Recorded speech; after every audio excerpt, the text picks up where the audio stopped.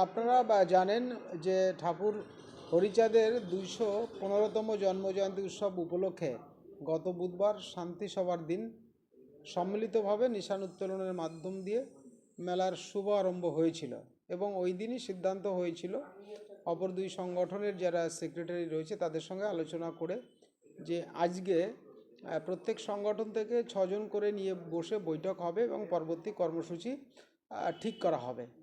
আমি সেই 2টো থেকে বসে আছি, 2টো থেকে 4টে পর্যন্ত আমাকে বসিয়ে রেখেছে এবং শেষমেশ তাদের পক্ষ থেকে যেটা বার্তা এলো যে আমাদের সংগঠনের মধ্যের কিছু লোক থাকলে তারা একসঙ্গে মেলা করবে না বা বসতে রাজি না।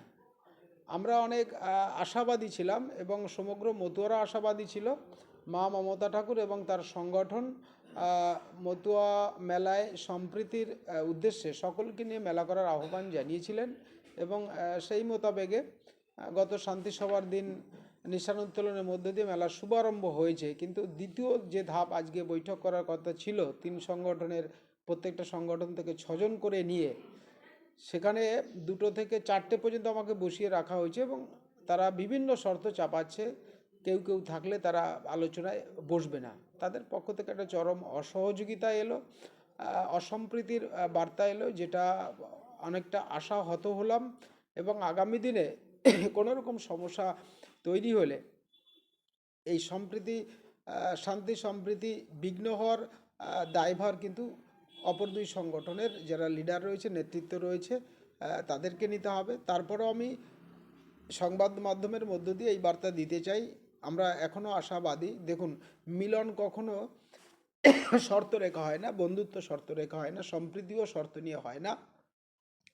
আমি তাদেরকে বলবো এখনও সময় আছে, আপনারা এই জটিলতা থেকে বেরিয়ে এসে মেলার স্বার্থে, ভক্তদের স্বার্থে, ঠাকুরবাড়ির স্বার্থে সংকীর্ণ রাজনীতি বা সংকীর্ণ ভাবনার বাইরে বেরিয়ে এসে সকলকে নিয়ে যাতে আমরা মেলা করতে পারি, সেই ভাবনায় সকলে অগ্রসর হোক, উদ্বুদ্ধ হোক। আমাদের মা মমতা ঠাকুরের সংগঠনের পক্ষ থেকে সেই বার্তা এখনও পর্যন্ত আমরা রাখছি এবং আশাও রাখছি। তাদের ধারণাটা সম্পূর্ণ ভুল। প্রথমত বলবো, একটা বিষয় নিয়ে একটা বিতর্কিত মনোভাব তৈরি হতেই পারে, সঙ্গে সঙ্গে সেটা মিডিয়া বিবৃতি দিয়ে সেটাকে প্রকাশ করতে হবে, এইটাই আমাদের সবথেকে দুঃখজনক বিষয় হয়ে দাঁড়িয়েছে।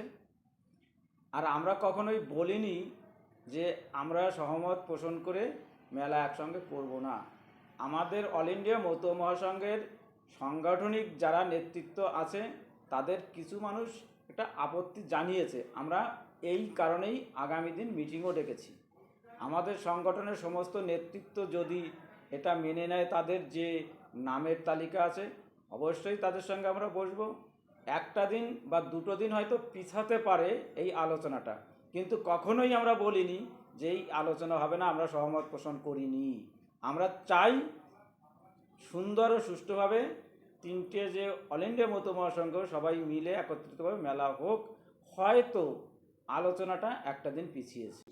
আপত্ত 4 জনের ছিল প্রথম, কিন্তু সেটা আমরা মিনিমাইজ করেছি। প্রথম আমাদের সংগঠনের নেতৃত্ব বলেছিলেন আমাদের নরোত্তম বিশ্বাস এবং রঞ্জিত বাইন, সুকেশ চৌধুরী এবং নান্টু গোসাই।